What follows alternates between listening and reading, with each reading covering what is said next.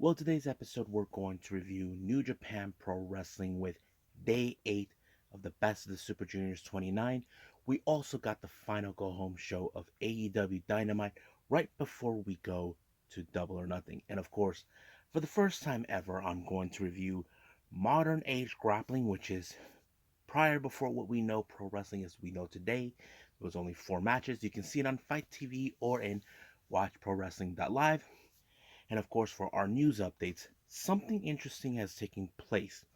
Apparently, the promoters from here in my hometown of San Diego, California, and GCW are involved in something shady, whether it's 100% true or not. But more to the story is now becoming to light about what's been happening. So, get ready for another episode of Deleted Wrestle Zone.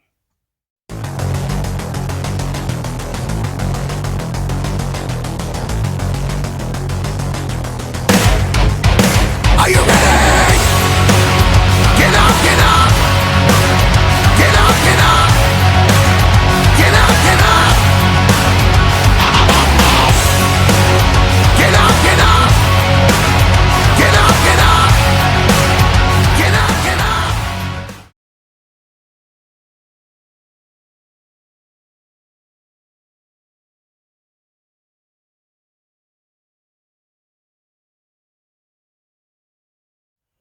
Welcome everybody to the Deleted Wrestle Zone, all things that is pro wrestling with AEW, NXT, New Japan Pro Wrestling, Impact Wrestling, the National Wrestling Alliance, various promotions, wrestlers, matches, and championships. I am your host, Gerard here. So, let's begin with day 8 of the New Japan Pro Wrestling Best of the Super Juniors 29.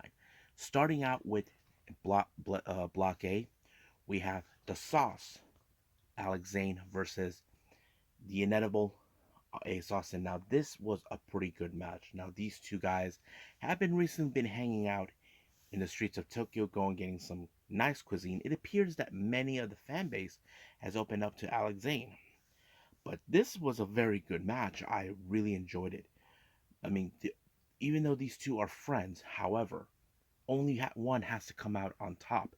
And that person was none other than Ace Austin. Now, tried to pull off the unfold once, but it failed. Second time, worked as a charm. In the end, those two continue to be good friends, and I'm sure they're going to be eating food, some Japanese food, on the way out. But let's look at the point system for these two guys completely. Now, right now, Ace Austin has a total of 4 points, 4 wins and 1 loss, with a total points of 8. So he's in good shape at the moment. And as for Alex Zane, he only has 3 wins and 2 losses with a total points of 6. So they're both okay at the moment, but let's move on. We got B block, Doiki versus Bushi. Now these two guys known each other for a long time, and I thought this match was definitely going to go straight to Bushi, but no, it ended up with, of course, Doiki. Now he applied the Doki Choki at least 3 times. First time failed, second time failed, but third works like added like a charm. It gave him the winning edge by submission. However, this is how the point system works for both of them. Doki only has 3 wins and 2 losses, 6 points. Now, I want to admit here, Doki did a lot better than he did last year. Now, as for Bushi, at the moment, he only has 2 wins and 3 losses. Now, he's at the border of being safe, and hopefully he doesn't get eliminated if he loses another match. Next up, we got Francisco Akira versus Clark Connors. Now, Akira hasn't been good winning matches recently in the tournament. Clark Connors the same way. However, this match showed how much Clark Connor wants this. Francisco Akira also, as you know, he wants to prove he wants to fight the best of the best. But however, he we know he is talented in the junior heavyweight division. But however, coming to this world is a little different than he did when he previously. But Clark Connors applied the trophy on him, giving him the much better edge. So he has the total of 2 wins and 3 losses with 4 points. As for Akira, he's currently only has 1 win and 4 losses. Now he's in a danger zone at the moment. If he doesn't pick up a good victory or anything else, he can be completely out of the tournament. Now back onto the block A, the block B, we have 2 matches for that. first one is Wheeler Yuta versus Titan. I have to say it was pretty good. However, Titan does have a little bit of the grappling technique like Yuta, but he's nothing compared like him. But Wheeler Yuta did apply the seatbelt onto him, giving him the W. He does have in the total of 3 wins and 2 losses with a total points of 6, so he's good. As for Titan, in the other hand, he's in the danger zone as well with 1 win and 4 losses. But anything could change since then, but we'll wait and see. Now for next for the block B, we have El Fantasma, who is still in shock that he lost the previous day, of course, to El Lindaman. I thought it was crazy. Well, to Doiki, but now he faces El Lindaman. However, I'm not sure if this was like this one. Wasn't 100% sure who walks out, but as you know, Phantasmo walks out with the victory. As you know, cutting corners as he's always been known for. So in this case, he has 4 wins and 1 losses with a total points of 8. So he's good for now. As for El Lindemann, I believe he has 3 wins and 2 losses with the total points of 6. So he's good as well. But we'll see from there. Now back to the Block A, we have 2 matches involved in that. The first one is with Sho versus Ryusuke Taguchi. Now, however, Taguchi tried to play smart here. Now, he brought one of those lamps that you put on your forehead. He did that because he knows he cannot trust Sho.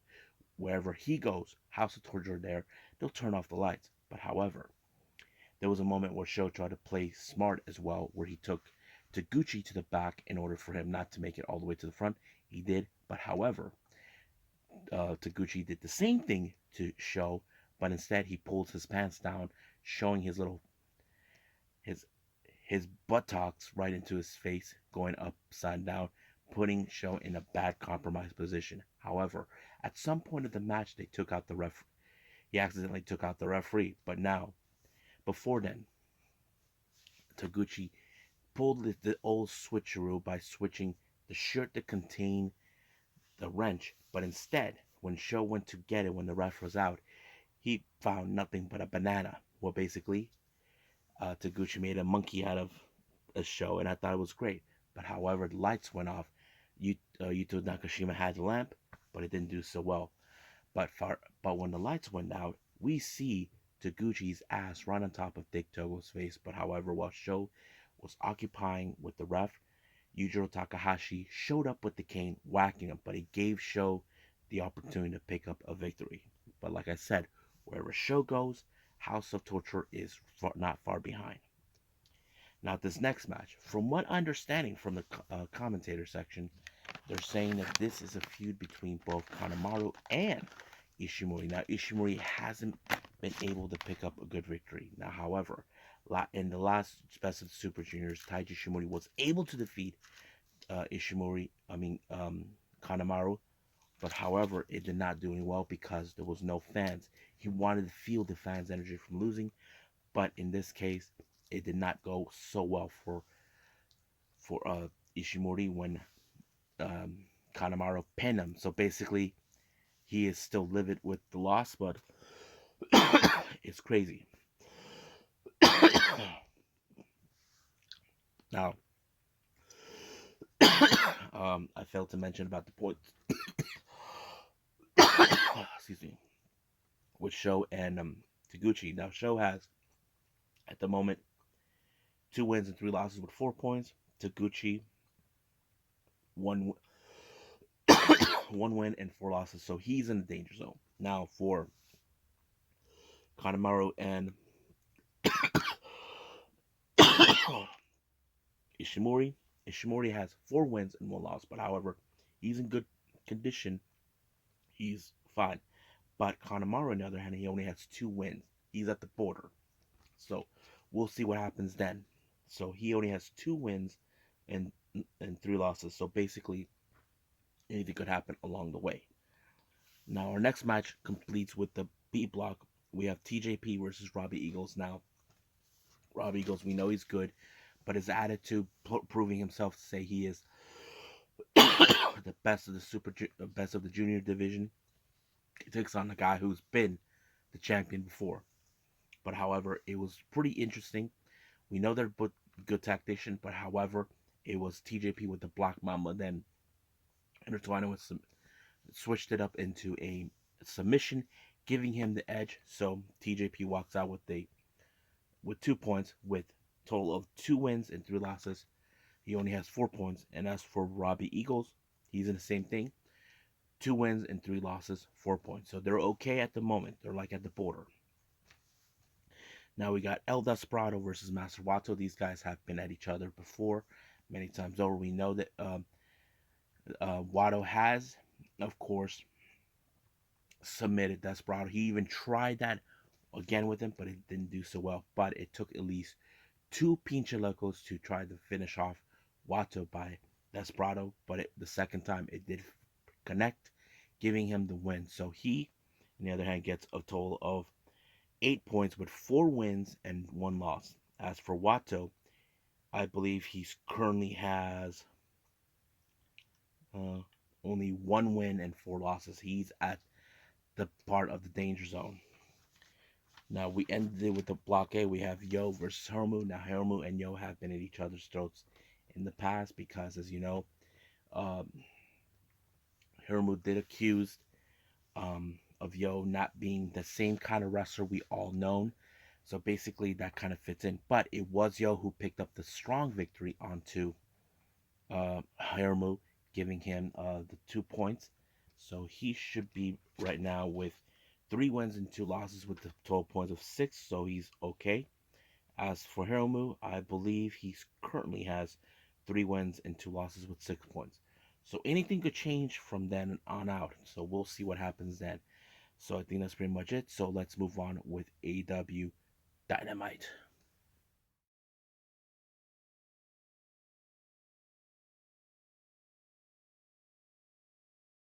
This is the final go home show before Double or Nothing with AEW Dynamite.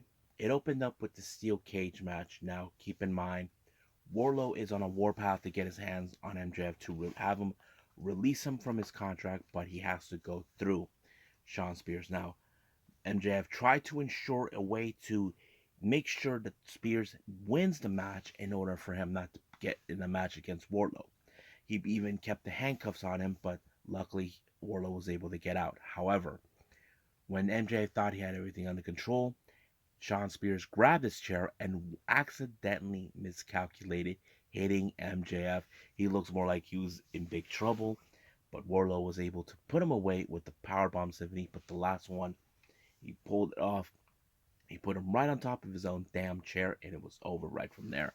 But however, in the post match, he wanted to do the same thing to MJF, but security were dumb enough to jump in the ring in a lock cage with an animal. However, MJF ran through the hills, probably starting to see maybe there's nothing stopping Wardlow one way or the other.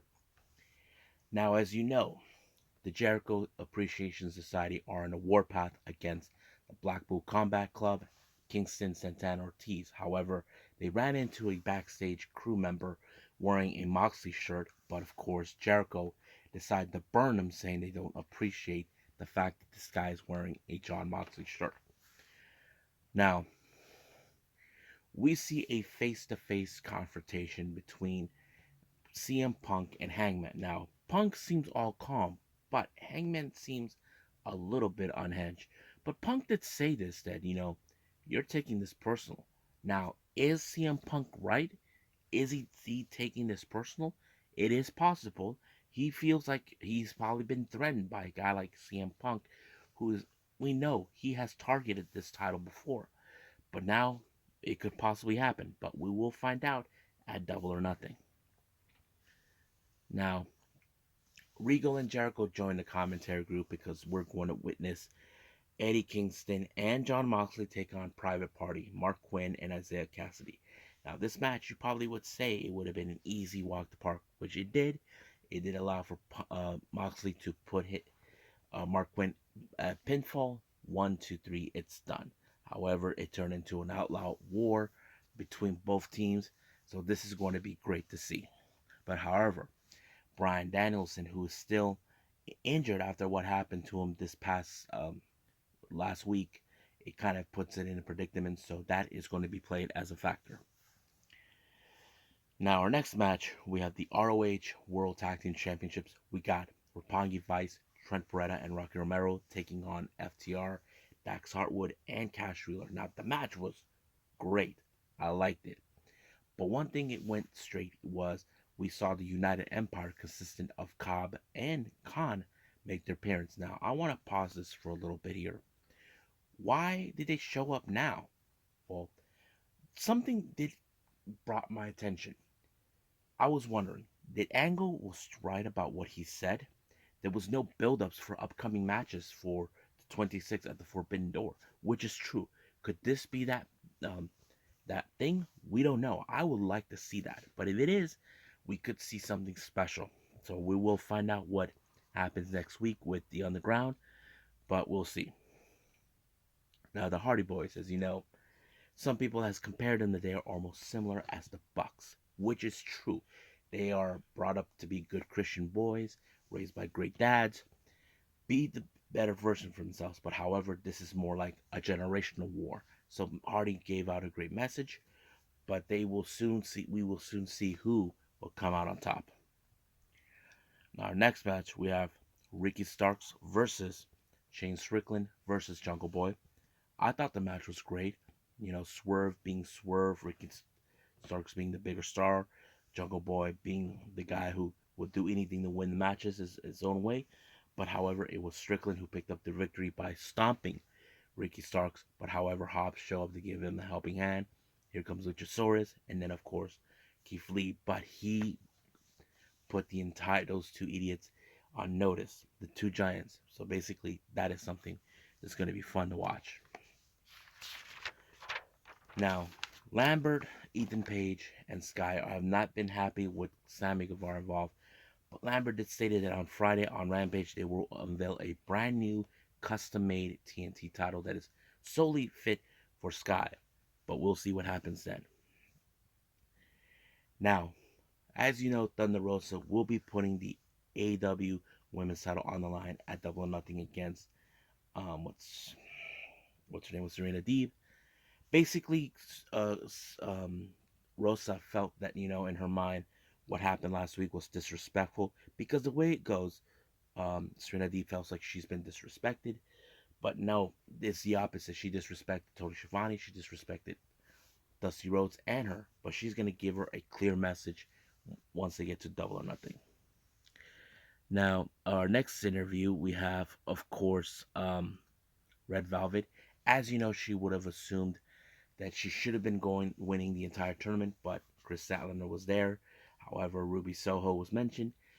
Apparently, Red Velvet said that she knows her weaknesses, but of course, Ruby Soho knows that she's facing someone completely different from who she remembered, but now it's going to be different to see. Now, our next match is the Owen Hart Tournament semifinals in the women's division. Tony Storm versus Britt Baker. Now, this match was great. However, the way I see it, Jamie Hayter still has some resentment against Storm, but her distraction caused a problem, giving Britt Baker the win. But if I was, what's her name, Tony Storm, I'll be getting my hands on, of course, on Jamie Hayter in the future. So that's the way I see it. Now, our other match, for the men's Owen Hart Foundation Tournament, we have Kyle O'Reilly versus Samoa Joe. I thought this match was going to fall in favor of Kyle O'Reilly because, you know, he can exploit weaknesses, but no. Apparently, Samoa Joe was able to overturn the match and turn it into a complete clutch submission. He put him out completely, giving him the much better edge in this match. I'm like very excited how this match was. But right now, I believe it's time to move on with Modern Age Grappling.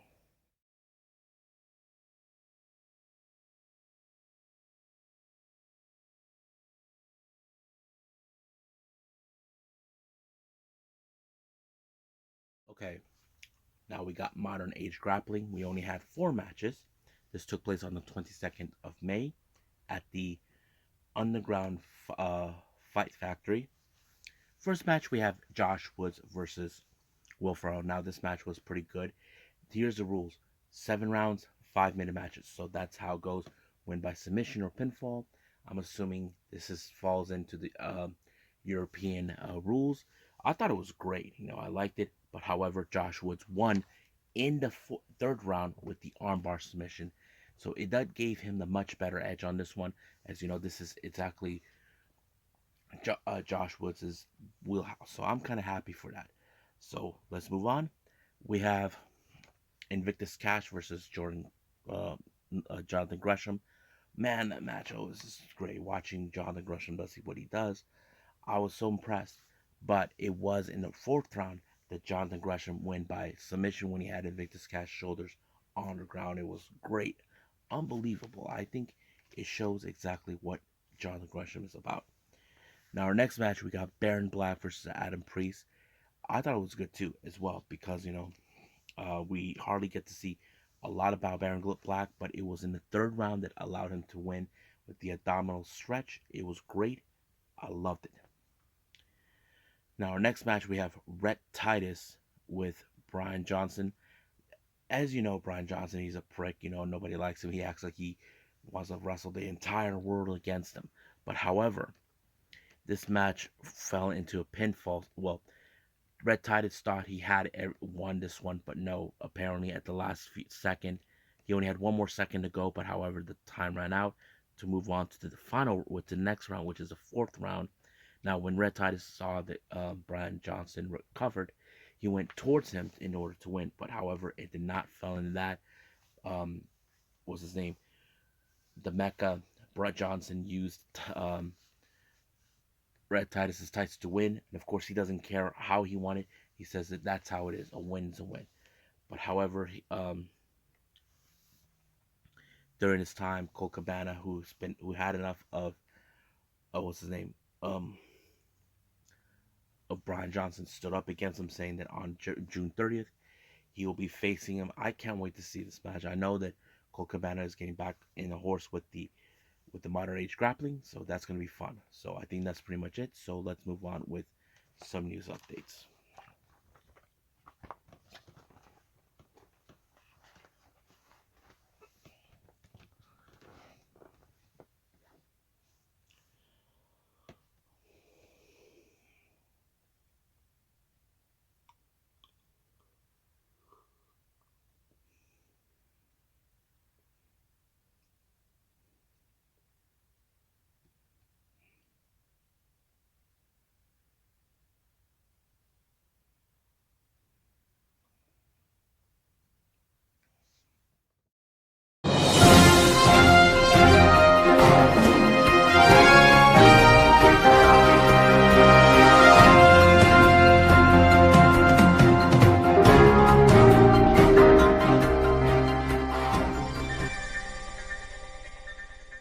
Okay, so let's talk about these news updates. As you know, recently this one came into my lap. A local wrestler here in San Diego named Dirty Ron McDonald, better known as Mikey Gordon, has put out these allegations about Brett Lauderdale, who is the promoter of GCW, saying to him that he instructed him to create fake COVID-19 tests for his wrestlers. Now, I cannot speak and say I believe a word that comes out of his mouth.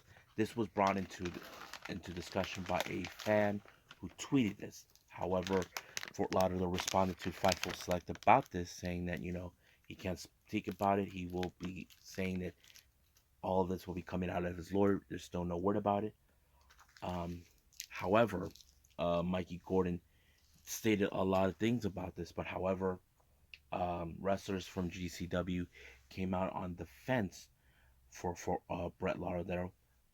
They all mentioned the same thing. Several wrestlers even spoke out privately to SoCal Uncensored, saying that they have spoken about this before. Have various talks. They already had COVID testing before going to the venue. This is something that Lauderdale has posted out, but like I said, we cannot take face value of what comes out of Mikey Gordon's mouth, if it's true or not. That is something that's still unclear. But however, because of this, Dirty Ron has lost many match events, but they've been booked. We know he lost his position to go to Ruthless Pro Wrestling and of course ICW No Holds Bars, which because of these allegations, many promoters are like, nope, we don't want to hit this guy around.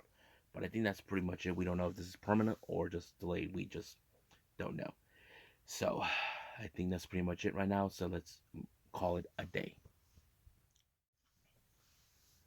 Well, I hope everybody enjoys this episode. Um, Coming up, we have, of course, more on New Japan Pro Wrestling with the best of the Super Juniors 29. I think we're going to day 9. Of course, if there's a possibility, we could see Got to Move with the 4th anniversary by Mei Shiruga. And of course, GLEAT version 26. I'm excited for that. So I think that's pretty much it. And after that, I will do Thursday Wrestling, which features, of course, um, MLW Fusion, NXT UK, and Impact Wrestling. I hope everybody enjoys that. But right now, I'll see you guys in the next DWZ time. Same DWZ channel. I must bid all of you adieu. So, goodbye.